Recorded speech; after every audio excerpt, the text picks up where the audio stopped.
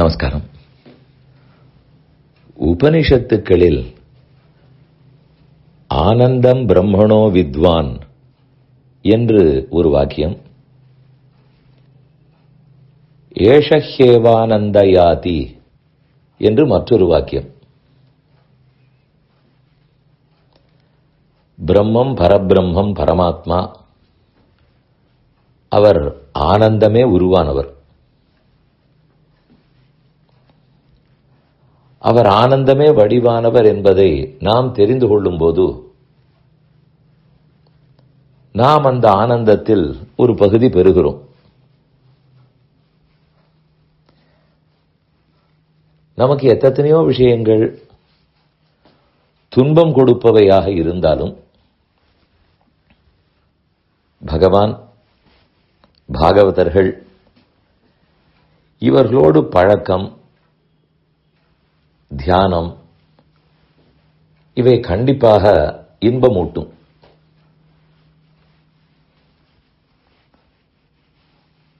இது நம்முடைய முயற்சியாலே நாம் பெறக்கூடிய ஆனந்தம். இதுதான் முதல் வாக்கியம் சொல்லுகிறது, ஆனந்தம் பிரம்மணோ வித்வான். இந்த ஆனந்தமே சிறப்பானது. ஆனால் இதற்கு மேல் அடுத்த வரி சொல்லுகிறது, அந்த பரமாத்மா தன் ஆனந்தத்தை உனக்கு ஊட்டுகிறார், உன்னை ஆனந்தப்படுத்துகிறார். இதில் நம் முயற்சியை விட அவர் ஆசை அதிகம் போல இருக்கிறது. அவர் எனக்கு ஆனந்தத்தை ஊட்டுகிறார். அப்படி எனில் ஒரு குழந்தை முயற்சித்து உண்பதை விட தாய் பாலூட்டினால் அதுதான் இன்னும் சிறப்பு. அந்த அன்பு, பாசம், கருணை எல்லாம் அதில் வெளிப்படும். அதனால் அவர் நமக்கு ஆனந்தத்தை ஊட்டும் போது ரொம்பவே அனுபவிக்கலாம், மகிழலாம். இது ஒரு புறம். நான் இப்போது சொல்ல வந்தது, இவ்வளவு தூரம் ஆனந்தமயமா அவர் இருக்கும்போது இந்த ஜீவாத்மா அந்த ஆனந்தத்தை அனுபவிப்பதற்கு உரிமை இருக்கும்போது இந்த சம்சாரத்தில் துன்பங்களுக்கு பல காரணங்கள் இருக்கிறபடியால் துன்பப்பட்டு விடுகிறோம். துன்பப்படுவதே நமக்கு மெதுமெதுவே இயற்கையாகி விடுகிறது. புலம்புதல், குறைப்பட்டுக் கொள்ளுதல், வருத்தமடைதல், களையிழந்து போதல், உற்சாகமில்லாமல் இருத்தல், இன்னும் எத்தனை சொல்ல வேண்டும். ஒரு சிலருக்கு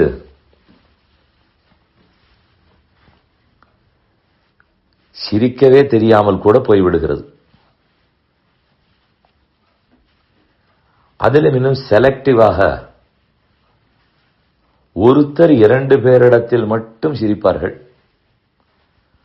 பாக்கி தாங்களாகவே சிரித்துக் கொள்ள மாட்டார்கள். ஆனந்தத்தை உள்ளே நமக்குள்ளே தேட வேண்டுமா, அல்லது இன்ன விஷயம் நடந்தால் நான் மகிழ்வேன், இன்னாரிடத்தில் பேசினால் மட்டும் மகிழ்வேன், அவர் பரம பக்தராக இருக்கட்டும், அவரிடத்தில் பேசினால் மகிழ்ச்சி வரட்டும், வாஸ்தவம் அதெல்லாம் கொண்டாடத்தக்கவை. ஆனால் அப்படியெல்லாம் இல்லை, எனக்கு என்னமோ அவரை பிடித்திருக்கிறது, அவரிடத்தில் மட்டும் கன்ஃபைன்மெண்ட். அப்படி இருந்தால் நாம் சியர்ஃபுல்லாக இல்லை, நமக்கு மகிழ்ச்சி என்பது புரியவில்லைன்னு ஆகிவிடும்.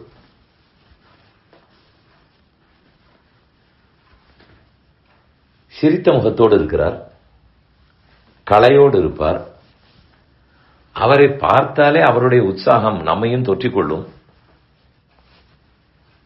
தன்னால் ஆனதை உதவி செய்வார், எங்கும் எளிதாக பழகுவார், ஸ்போர்ட்டிவாக எடுத்துக்கொள்வார்.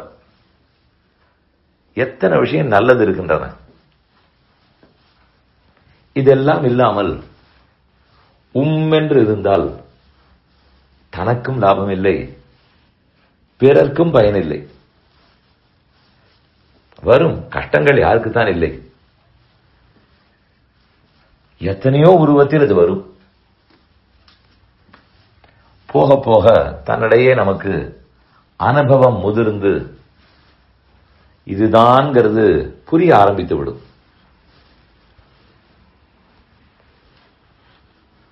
அப்போதாவது சிரிக்க தொடங்க வேண்டாமா? என்ன குறை நமக்கே?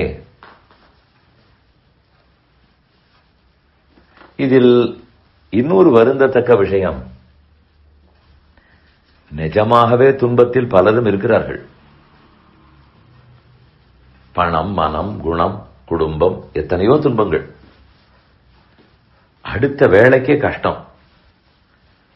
அவர்கள் துன்பப்பட்டால் கூட இருந்து ஆறுதல் சொல்லி அவர்களுக்கு வேண்டிய உதவி புரிந்து செய்யலாம். அப்படி செய்வதே ஒரு இன்பம். அந்த எந்த கஷ்டமும் இல்லாத போதும் ஓரளவு வசதியாக நான் இருக்கும் போதும் துன்பப்பட்டால் அது பெருமானுக்கே கோபம் வரும். இவனுக்கு வேண்டியதெல்லாம் கொடுத்து வைத்திருக்கும் போது தானும் சிரிக்காமல், புறத்து யாருக்கும் ஒரு ஆனந்தத்தை கொடுக்காமல், எந்த உதவியும் யாரும் செய்யாமல் இவன் என்னதான் செய்கிறான் என்று அவர் நினைக்க தொடங்கிவிட்டால் நல்ல வேளை சட்டென்று நினைத்து விட மாட்டார். நினைத்தால் எவ்வளவு ஆபத்து. அதனால் சற்று ஆனந்தமாக, மகிழ்ச்சியோடு, உற்சாகத்தோடு சிரிக்க பழகுவோமே.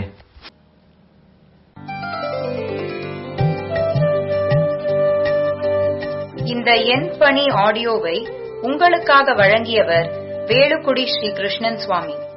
இந்த ஆடியோவை தினமும் உங்கள் மொபைலில் பெற கிஞ்சித் என் பணி KINCHITENPANI என்ற ஆப்பை கூகுள் பிளே ஸ்டோரிலோ அல்லது ஆப்பிள் ஐஸ்டோரிலோ டவுன்லோட் செய்து கொள்ளவும். தினம்தோறும் இது போன்ற உபன்யாசங்களை கேட்டு மகிழவும்.